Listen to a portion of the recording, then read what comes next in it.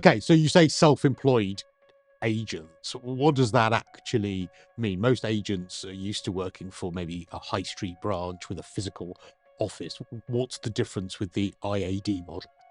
The main difference, you're right, is that we believe that the number of customers for which entering a high street agency is key is going down very fast. I don't know what the last time you went into a high street agency. Well, Don't tell me yesterday, please. I don't go specifically, but I sometimes walk past one, and I'll pop in.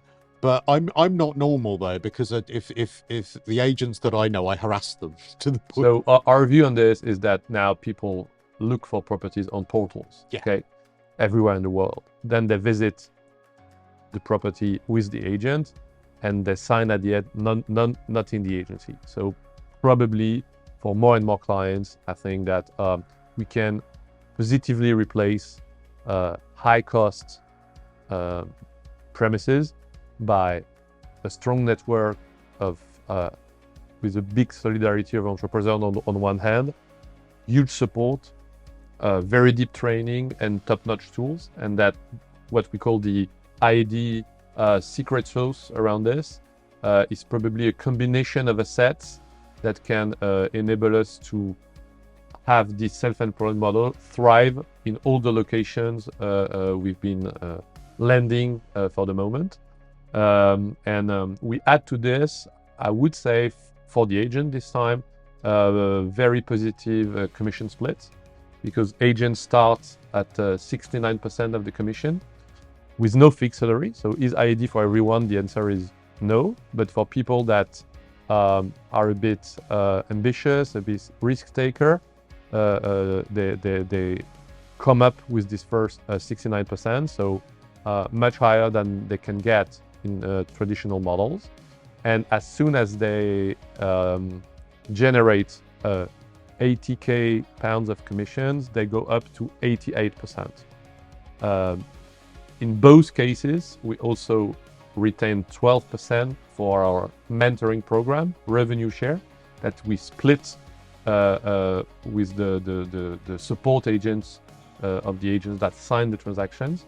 And below the 80k, the HQ will keep 18%, which is for us a right balance between less attractive traditional models on one hand and too aggressive, very modern models that generate companies that are not sustainable mid and long term. So if I was an estate agent and I was working for a high street agency, because your agency, I should say, David Lee, you became a self-employed model. We went through the same journey. So we identified exactly the same problems that did your agents that were high street agents then have to become?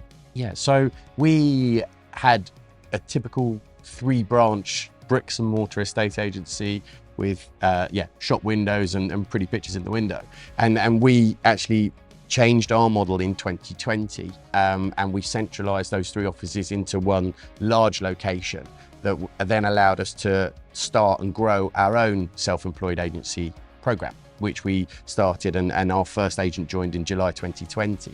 And since then we built upon that. So we actually ran a split model for the 3 years up until this week when we completed our transaction of a self-employed agency business as well as still an employed agency business, although we weren't high street. So we have seen the pain points that are coming from having to keep a high street office open and occupied and for nobody to walk in. And when actually all of our business is generally done with the customer, either in their homes or in the homes that they're looking to purchase. We share the same vision on this. But are you absolutely sure enough that agents are going to be confident? Because this is the key to this, is you getting agents on board.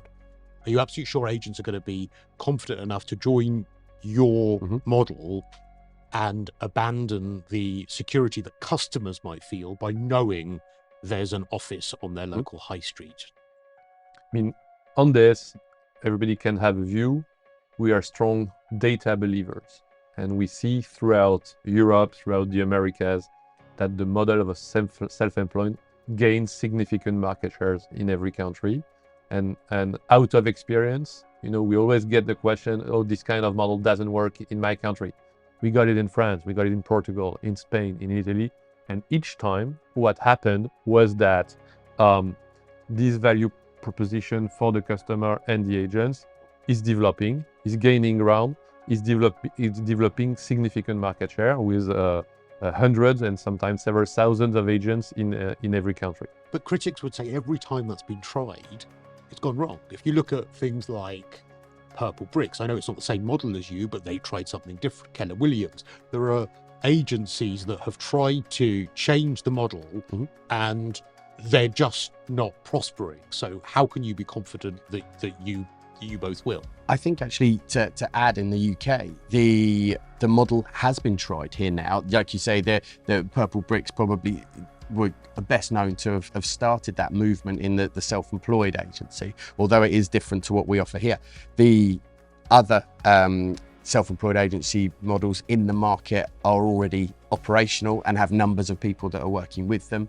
I think through the COVID pandemic and actually the shutting of high street offices meant that sort of fixed mindset around having to have a physical presence with a front door and a shop window left people when you had to close them for a number of months and not go back to them properly. I think the customer's mindset around that has changed. I think the agents' minds have been opened up to the possibility of self-employed and showing the success of other self-employed models across the UK. I really think the cat's out of the bag. I think the opportunity is out there now, and it's now for agents to pick the model